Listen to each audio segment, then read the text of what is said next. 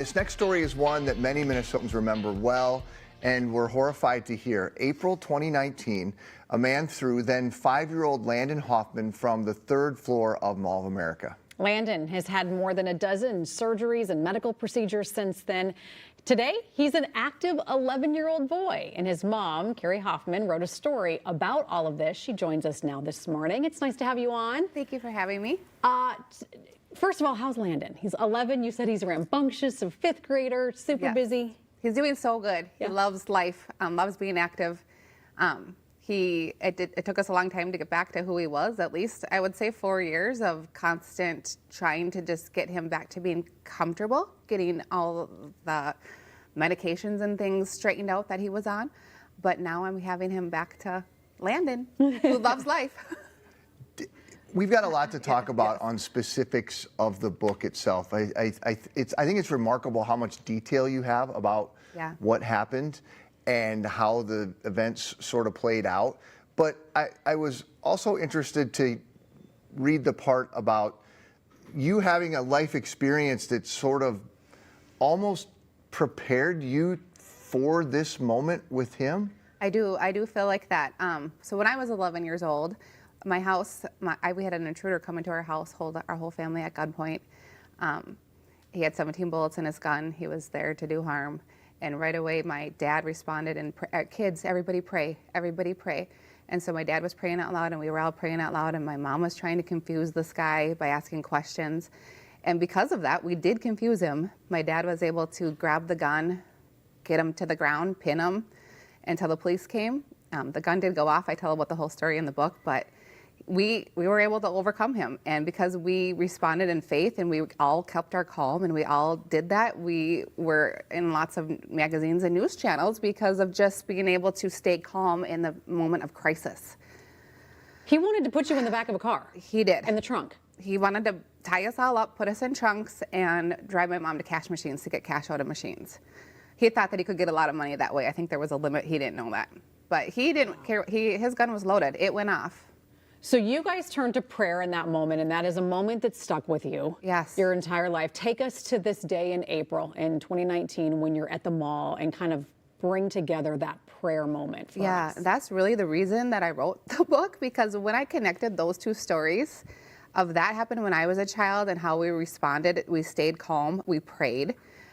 When Landon was snatched from me, I instantly yelled out, pray, somebody stole my baby, pray.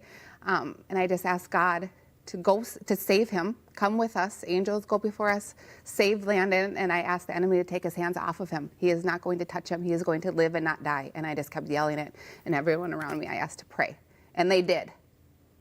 I read in your book, as you're there with him, people are obviously aghast. They can't believe what they are seeing. They can't believe what they're hearing, what they're witnessing. And you just kept looking around, and every person that was giving you this look on their face, you said, pray, pray, pray, pray. Yes, there was a moment where I was down on the floor with Landon. I don't remember what Landon looked like. I think God protected my eyes from what he actually looked like, because nurses who got there and told me, who gave him CPR, told me what he looked like, which I didn't want to hear until I left Children's Hospital. But anyways, I don't remember what he looked like, but I was crying and the nurses kept saying to me, what do you need? What do you need? And I said, I need everybody to pray. And I looked up on the 2nd floor balcony and there was this man standing there and he locked eyes with me and he did this.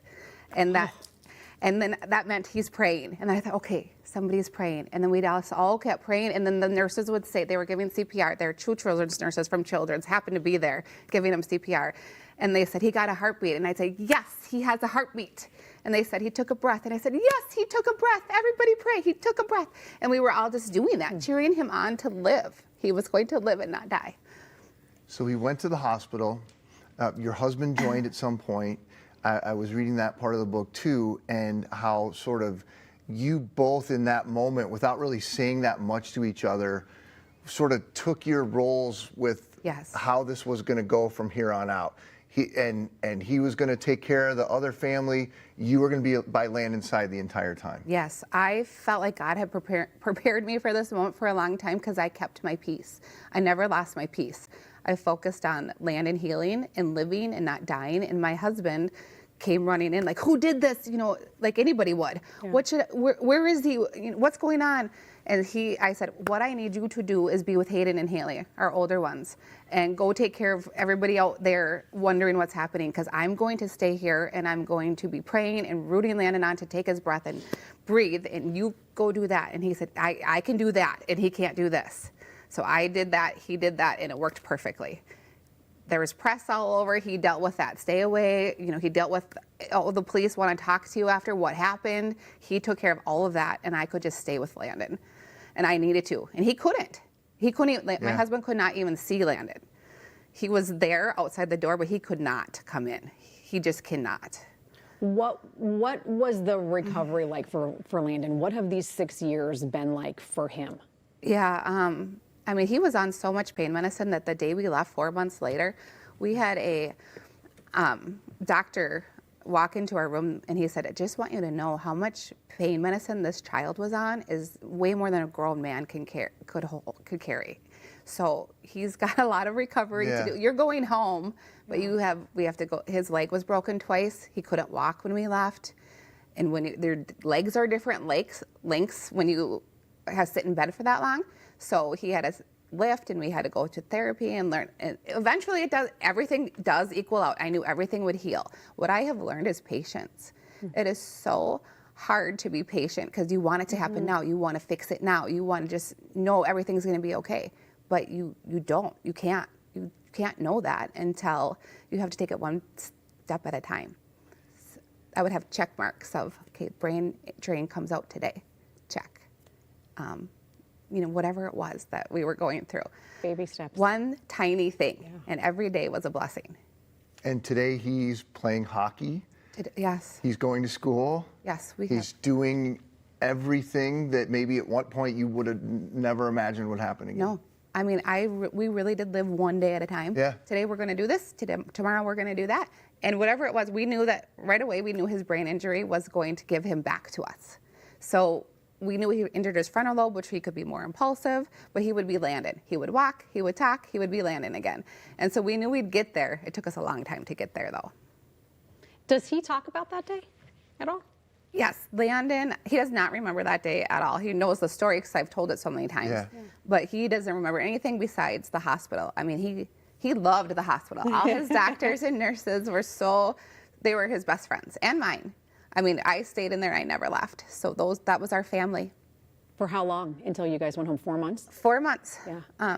So those nurses and doctors became our family and rooted us on. And they would come in and tell us, you know, hard things. And they would come in and say, okay, well, today his inflammation is a little bit higher, and this is wrong and that is wrong. And I would say, but it's perfect, right? I would just kept saying, but everything's perfect. And then they started saying that. After the report, they would say, yep, but other than that, it's perfect. And we would just check that thing off and move on to the next, and I just claimed him perfect. I never wavered from that faith that Landon's going to stay alive, and we are walking out of here not in a wheelchair, not on any medication. Everything completely healed back to normal. And I know it would take time to get him all the way back to who he is today on no medication, but we did. We're not on one medication, and every bone is healed. And he doesn't even have any plates in his, or anything in his, he has a stent in his heart. It's remarkable. Yes. What made you decide to write the book? At what point were you thinking, this needs to be put in a book? After I found out what happened with me when I was a child and how we were able to stand our ground and hold that faith, I thought, okay, I have to connect those dots. People don't know that whole story. And also, Landon wasn't even supposed to be born.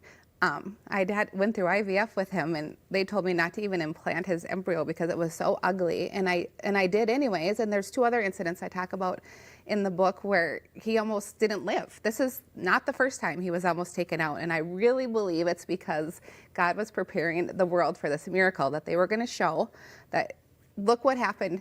You prayed. I prepared him his whole life. The enemy tried to take him out not only once but 3 times, and he's alive and he's perfect.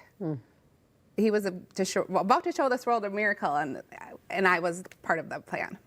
I kept my peace the whole time, and I never stopped believing it, not once. Well, you're absolutely remarkable and so positive, and I think 90% of people's mind would have went to an entirely different place, and yours didn't. Yes. So Thank I you. commend you for that and for the courage to write the book. And it was good to visit with you. I'd love to keep this going for the entire show. But Thank you. So thanks for coming by, Yes, Carrie. thank you so much for having me. Anyone expected this kind of recovery from Landon? I remember that story, and I think every I parent. still walk by the spot every time I go to the Yes. mall, and I walk by that spot and I stop and I think about it and I look up and I'm like, holy crap, I can't did believe this that happen? happened. There's no Nearly 40 denying feet. it's a miracle. There's no denying it. Yeah. And not just that. Oh, in the book, there's so many other miracles along the way that I wish I could tell, but you can find out. Thank you. Yes, Carrie, yes, thank thank you. you. We'll post a link for you to purchase the book, Miracle at the Mall, on MinnesotaLive.com.